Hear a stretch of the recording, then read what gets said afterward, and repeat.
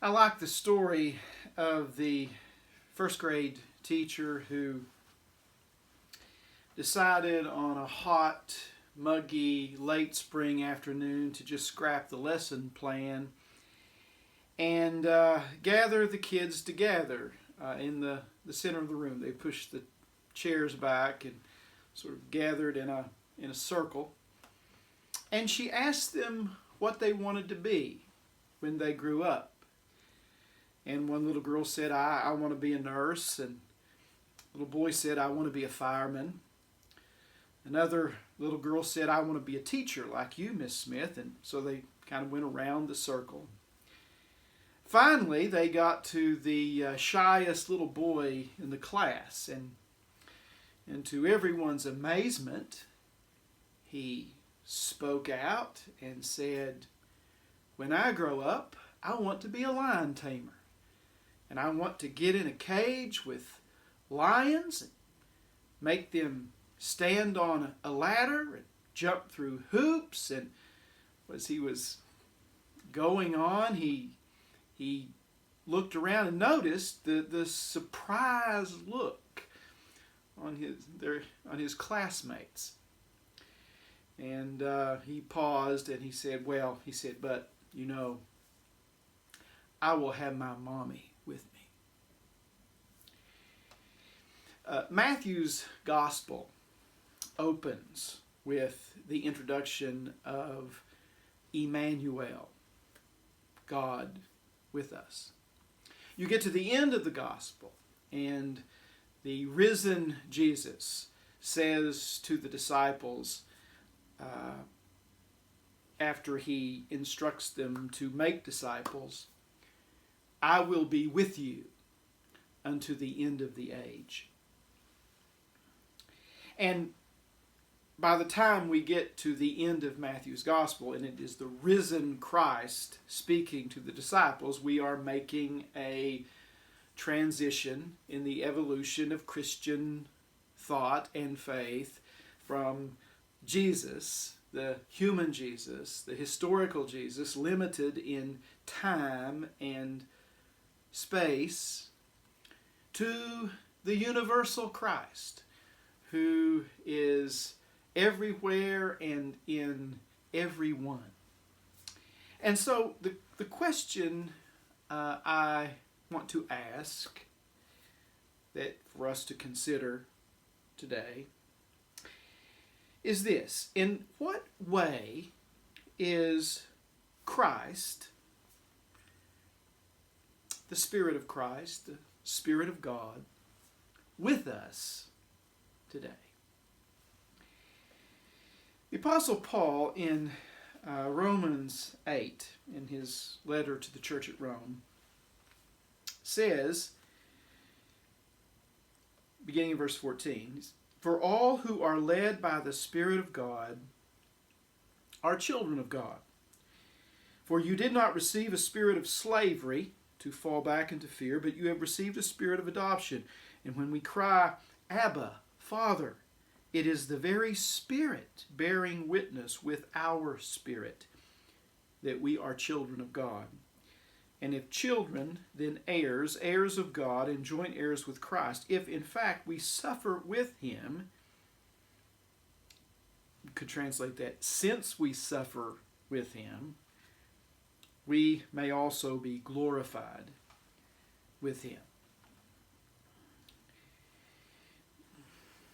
The Spirit is our possession. The Spirit belongs to each of us. The Spirit is another word for God working in the world and in particular in our lives. And the Spirit creates this awareness that we are God's children. The Spirit enables us to cry, Abba, Father. Abba is an Aramaic word that was popularized by Jesus. It was the most common word Jesus used to refer to God. It's a warm, intimate term. It conveys the image of God as a loving, caring mother or father, a loving parent. And that is one way in which God is with us.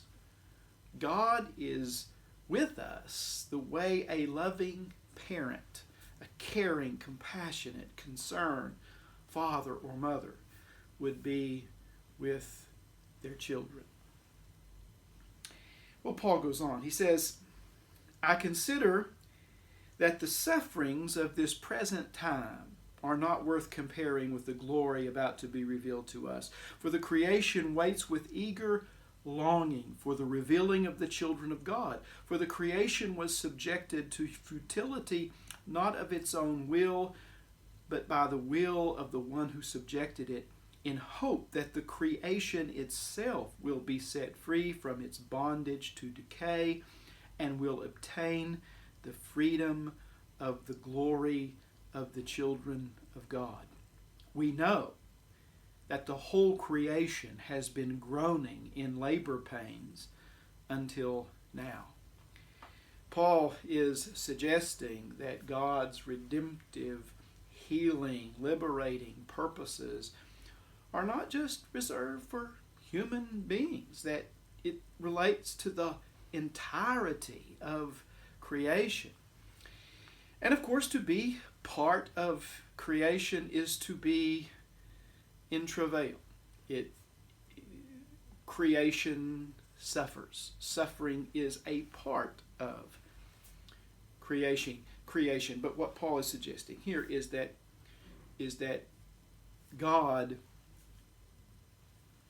is intimately involved with creation and experiences the suffering of creation too. And not just creation, but in general, but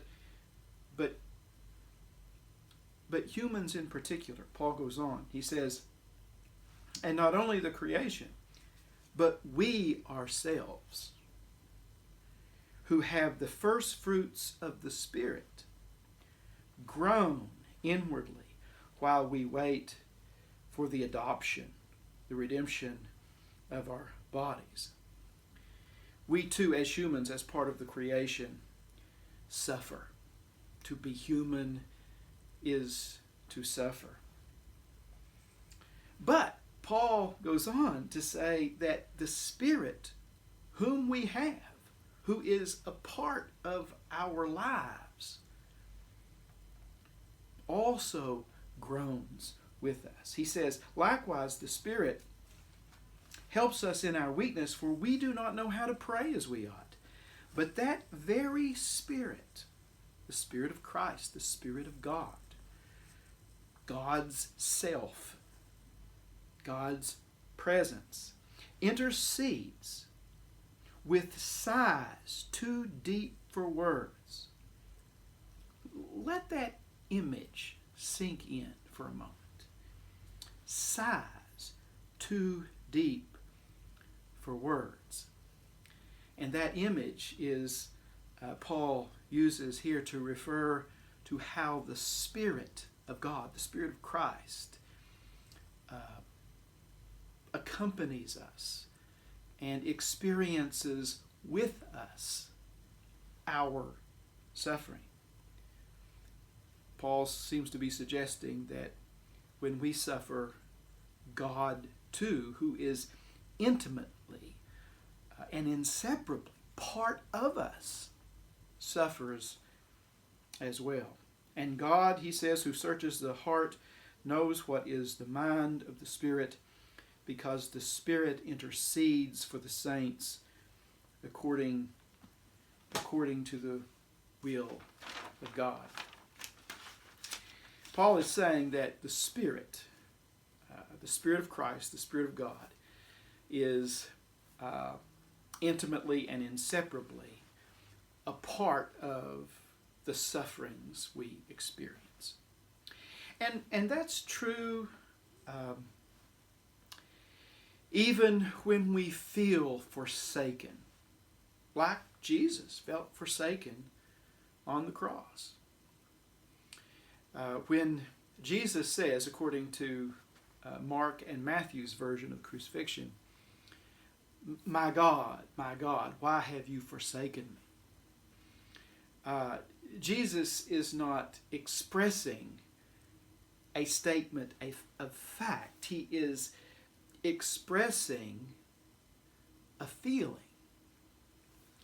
God didn't forsake Jesus. God was an inseparable, intimate part of who Jesus was. Just as God is an inseparable part of your life and my life. We have the Spirit within us. God is not going to leave us or forsake us, even when we feel like Jesus on the cross forsaken, even when we feel alone. And that is what Paul seems to be assuring the church at Rome. God is such a part of us. God sighs. God groans with our groanings.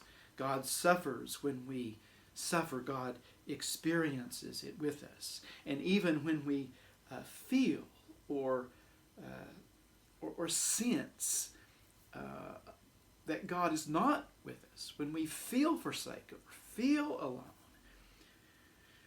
well, we can rest assured that those feelings do not reflect reality. God is indeed with us. God's not up there somewhere. God is right here with us through the nitty-gritty of life.